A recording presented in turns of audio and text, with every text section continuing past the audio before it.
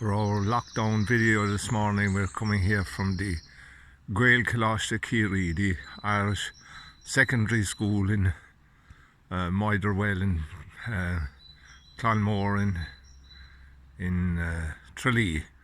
The subject we're dealing with this morning doesn't leave an awful lot of room for levity. It's a more serious subject than which I normally deal in our lockdown videos, but it's a part of our history that we shouldn't forget.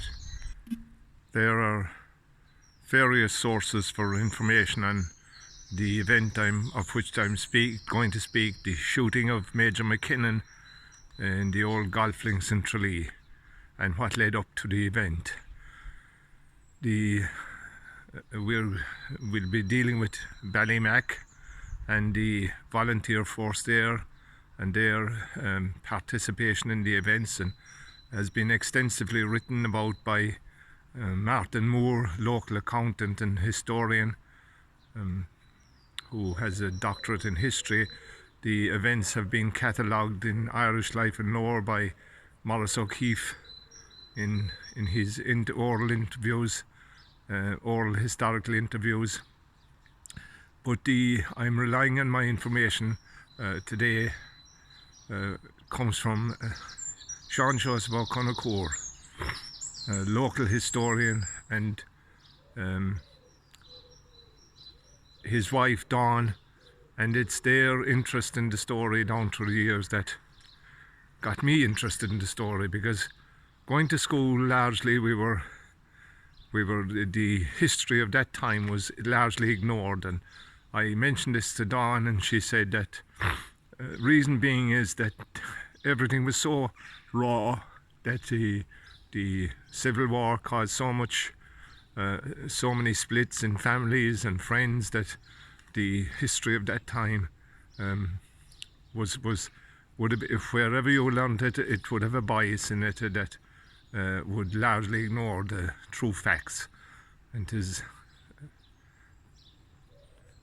it's the story related to me by Sean Joseph on the tours I did with him of the events down through the years, and I hope I can do justice to his story and the story of that time. We're here in Motherwell and Tralee at what was the old library, and attached is the old technical school to which many of us went as teenagers to prepare us for going into the trades.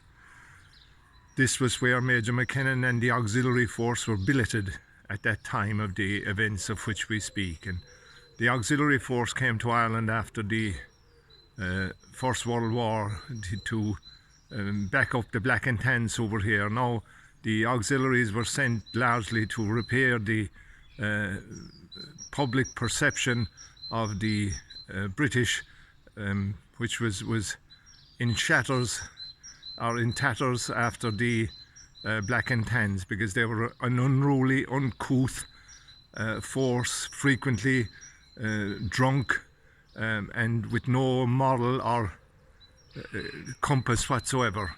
So they were hated. So the auxiliary force were a more disciplined force, made up of men who had fought in the war and were soldiers, and hopefully they were to be perceived as gentlemen. However, the Major McKinnon, a Scot, was anything but. He carried himself with a swagger symptomatic of a Dirty Harry type character, to put him into perspective. His gun was always at the ready, and he had an attitude of "come and get me," and that was the attitude he portrayed locally, and he was hated. And he had a set on Ballymacelligott, and he frequently threatened to burn and kill what was in Ballymacelligott. And 'tis there we go next for the next part of our story. We're now here in Ballymacelligott, and of course I digress for a minute now, because there's always a sporting story attached to an area, and we couldn't visit Ballymac, and we're standing here on the main Tralee Killarney Dublin Road, if you like, which was up till a couple of years ago, until the new roads were put in. The The sporting heroes of which I speak, of course, are Roundy and Murty McKellistrom, who were the handball champions of Ireland for many years and represented Ireland in games all over the world. And Roundy, Murty the quieter one of the two. Roundy was known as the champ, and they both resided here in Ballymac for many years, and you couldn't come to Ballymacelligott without recognising their prowess in a Gaelic game, handball, and also a game played all over the world, one of the Irish games that are played all over the world. We pay homage to their talent today, and we're back to our story of the shooting of Major McKinnon. The catalyst to the story of the shooting of Major McKinnon started here on Christmas Eve in this spot where the creamery was, and this is the Celtic cross, marvellous Celtic cross, erected by members of the Cable family in Tralee. A lady who became Mrs. O'Sullivan was one of the sisters, May Ballylongford, the merchant. She married into the merchant family in Ballylongford. And I've spoke previously on the emotions that ran high after the Civil War, and these Morris, Reedy and John Lean, who were shot here on Christmas night in 1920. For many years the name of Lean was omitted from this monument because of the Civil War, but that anomaly was corrected later on by the Cable family, and the name was added to the monument here. Christmas Day and Christmas Eve and a couple of days around Christmas was always recognised that there was an unspoken rule that arms would be laid down and nothing would be enacted by the way of violence by either side, and that rule was to be broken by the notorious Major McKinnon on the night of the 24th of December 1920, when with a troop of auxiliaries, and they were known locally as the Auxies because this Ballymac area was a hotbed of insurrection and revolution. The leader of the local brigade here was a man who served as an MP in the Irish Parliament after, a man by the name of Tom McKellistrom. And Tom McKellistrom would be the grandfather of the present Tom McKellistrom, who ran lately for Dáil Éireann.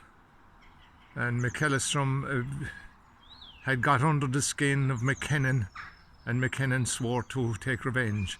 And although Reedy and Lean both knew that they were in danger coming home at Christmas, they came here to the house of the creamery manager at the time, Mr. Byrne, and his wife. Reedy, who was a champion weight thrower, he was Munster champion for throwing the 28-pound weight, a fine man, and himself and Lean came here on, and there's a photograph of Reedy throwing a weight in Austin Stacks Park in Tralee over a bar. Of course, the bars were set like the old pole vault. They had the pole vaulting jumps, you know, the bar was lifted as the weight was thrown to discern who would make the championship. The photograph has Reedy in it throwing the weight, and Tommy Mack and several more, and that would go to demonstrate the friendship, that the comradeship that was felt by Mack for Reedy. And Lean would have come under the same banner as being respected men of Mack's force, well known locally. On Christmas Eve, that fateful Christmas Eve, Crossley Tender arrived here at the creamery in Ballymac with McKinnon in charge. And McKinnon, as I say, went around with his holster unzipped and his gun at the ready, and he knocked several times on the door here of the creamery manager's home, where Mrs. O'Byrne was preparing a meal. And of course he heard the kerfuffle inside, even though they pretended that there was nobody in the house. McKinnon entered the unlocked door. Lean and Reedy ran upstairs to avoid the Major, and Lean came down armed, and McKinnon shot him straight away inside the house without any by or leave. Reedy was taken unarmed out into the yard, and despite the pleadings of the creamery manager's wife, Mrs. O'Byrne, that he was unarmed and that he had a mother with a farm, nobody to mind it, McKinnon put Reedy on his knees in the backyard of the house and shot him. Anne Lade of the Cable family in Tralee told me that after that event there was nobody to look after the farm, and Mrs. Reedy was brought into Tralee to the Cables and the farm was later distributed and sold, because there was nobody to look after the farm after that fateful night. The Mrs. Byrne then pleaded with the troops and the Major to allow her to go for the priest and to allow spiritual assistance be given to both men. The Major relented and sent a troop with Mrs. O'Byrne to Clohers to fetch the parish priest, Father MacDonald. When Father MacDonald arrived, he addressed the Major in a fashion that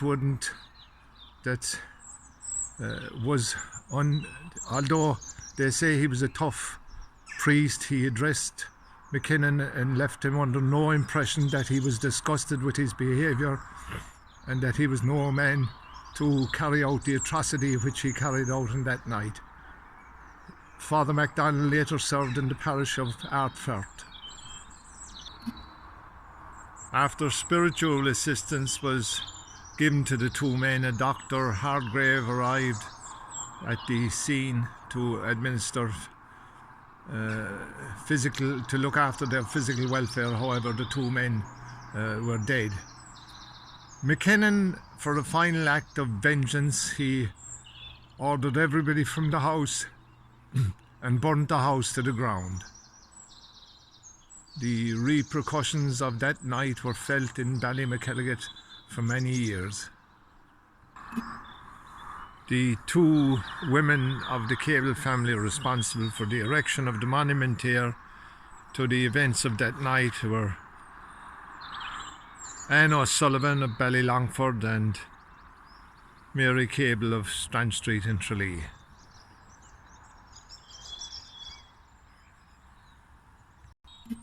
We are now coming up to the 100th year anniversary of this event, the events of that night, and it is hoped that the Cable family will honour the event with some form of championship athletic trophy to mark the events in memory of Maurice Reedy, who himself was a great athlete.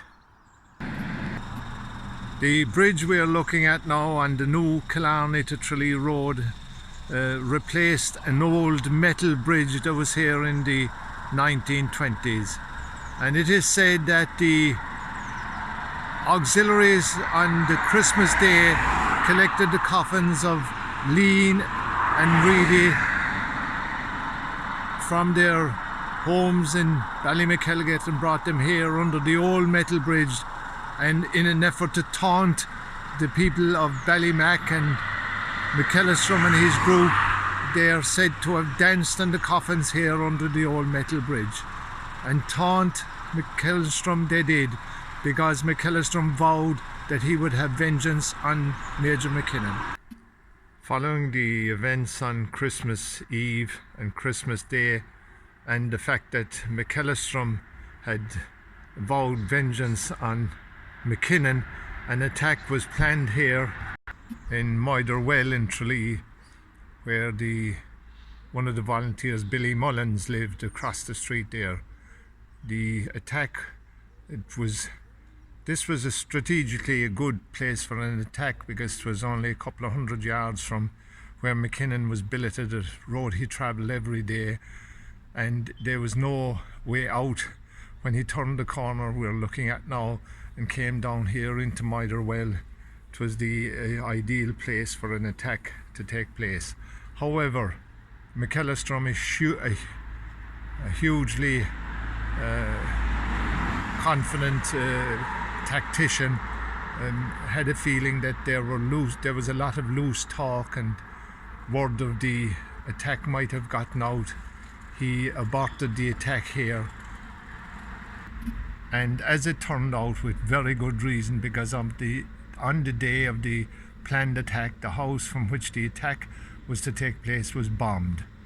Fortunately, there were no volunteers in the house at the time, and the attack was postponed till a later date.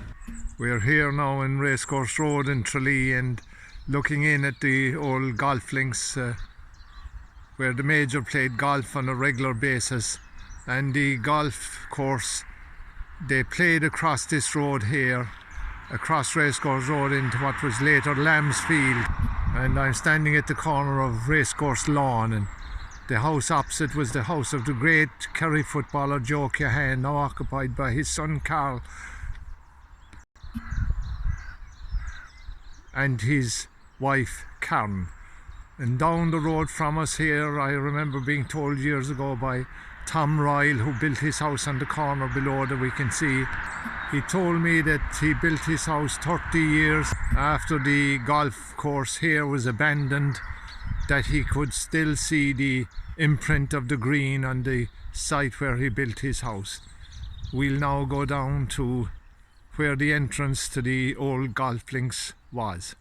We are now at the entrance to the old golf club. At that time in the 1920s, this was a little laneway, what we call in Ireland a bohereen, a small road, a little avenue leading to the golf club. It was the only access to the golf club at that time.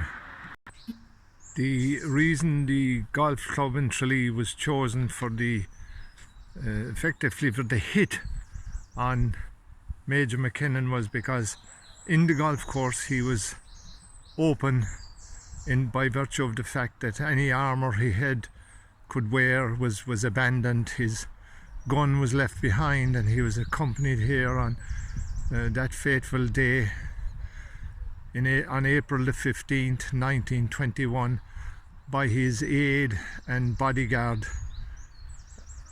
Ballantyne.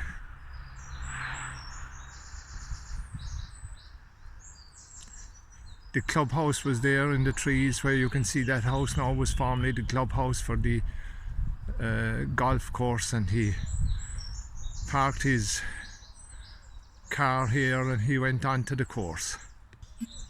To get McKinnon here on the course was thought to be easier than attacking him, because there was a failed attempt at attacking him in Ballarroe on the previous month, on the 3rd of April or the 3rd of March of that year. A failed attempt to attack him.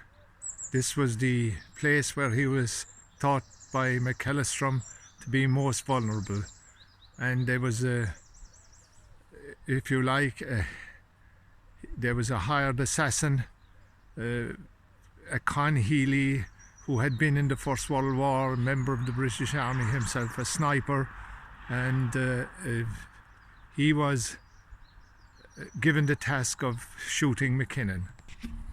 Nowadays there is a walkway here from the Clash industrial estate and where the technical school was. Kalashta Lee now is there, and there was and up you can take a shortcut here from the railway gates in Clash through here and out into Listara here in Tralee, and it was at the top of Listara here that the third green was the place where it was chosen to shoot Major McKinnon.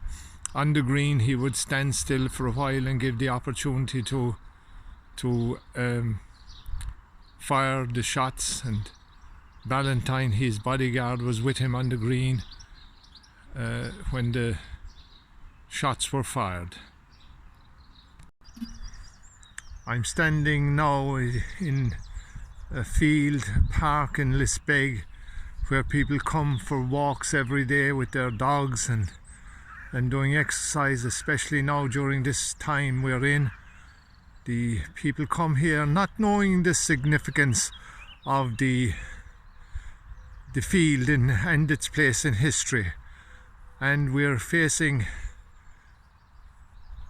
west now towards where the clubhouse was. The clubhouse was 150, 200 yards in the direction on which the camera's pointed into down Lisbeg.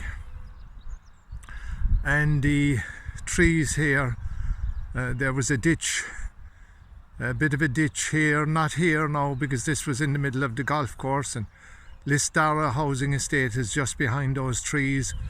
We're standing about 150 yards north of where the third green was, where Major McKinnon stood with his bodyguard Ballantyne. To the east of us are the lands owned by Kings of Clash, and it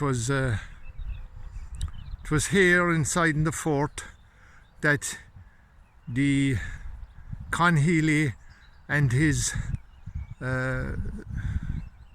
men waited for the Major to come closer to them. And as the Major was on the green, or coming towards the green, which is 150 yards south of where we are, Con Healy left his hiding place in the fort and moved forward to a ditch where he could stabilise his weapon to take the shot at McKinnon.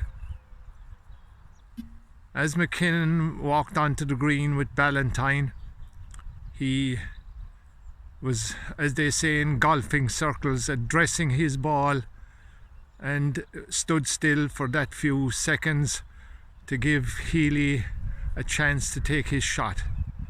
Healy fired 2 shots and both hit their target. McKinnon was hit by both shots in the head, which, as anybody knows, the weapons at that time, that was a hard shot to make.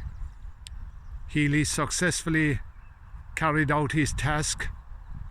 He fled while his comrades in waiting fired a volley of shots and confused and disorientated Ballantyne, who hit the ground on the green and laid low while this confusion was going on. The Healy firstly escaped, and his troop behind him through the fields there out onto the Clash Road. We are now standing outside the redundant offices of the Kerryman newspaper, and the Kerryman newspaper was also drawn into the events of that fateful couple of days in a way that I will explain just later. The Con Healy exited the fields adjacent to the golf club here in King's Land in Clash, and he came out on here to the Clash Road to make his way back down to the town of Tralee. His troop of friends dispersed all over the countryside in the confusion.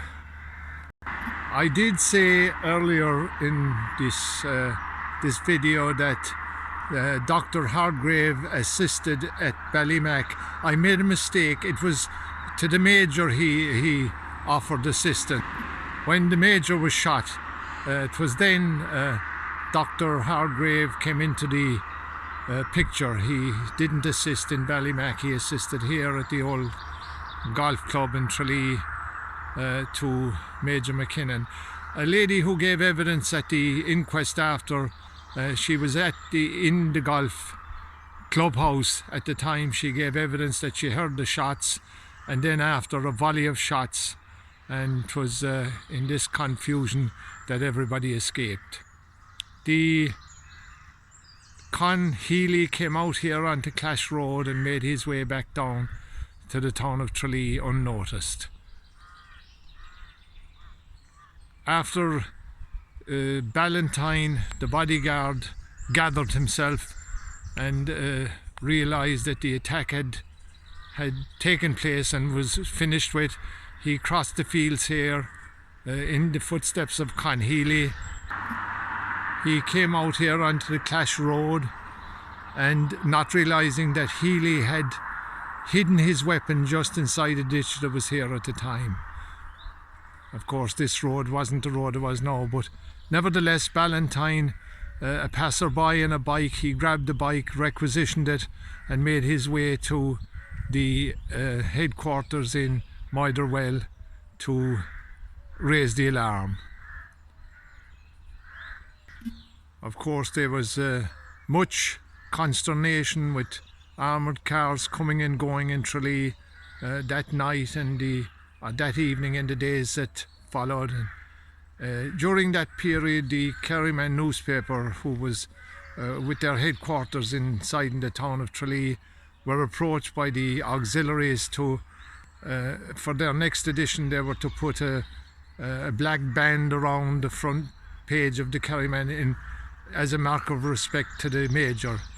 The owners, Nolans at the time, the Nolan family who owned the paper, refused to do it, and as a result the auxiliaries returned with sledgehammers and destroyed the printing presses of the Kerry newspaper, disabling them to such an extent that it was a couple of years before the Kerry newspaper was printed again.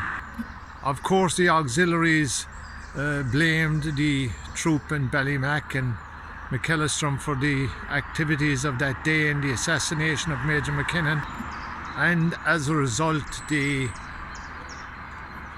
troops went back to Ballymacelligott, and as promised by the Major previously, they razed Ballymacelligott to the ground.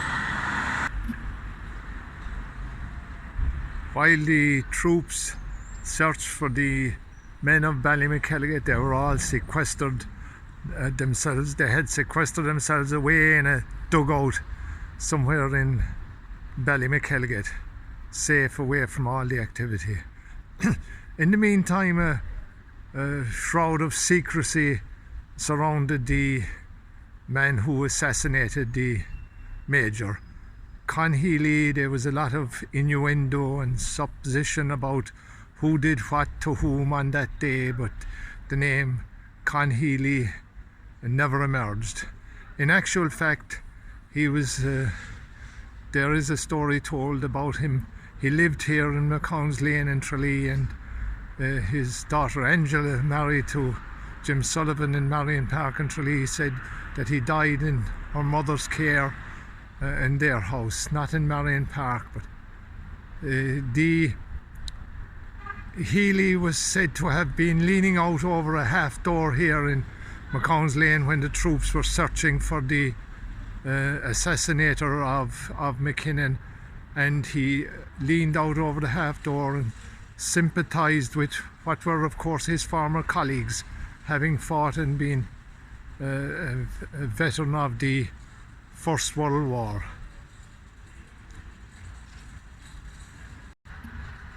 I hope I have done justice to the story of Sean Joseph O'Connacour and the shooting of the Major, and I'd like to thank himself and his wife Dawn, and Sean Joseph, of course, that's his Irish name, the one he prefers, and I don't do him any injustice by saying he'd be known to as John Joseph, who worked in Denny's for years, and he's a well-known historian and propagator of the Irish language and culture in Tralee, being associated for years with Skolvik Asman.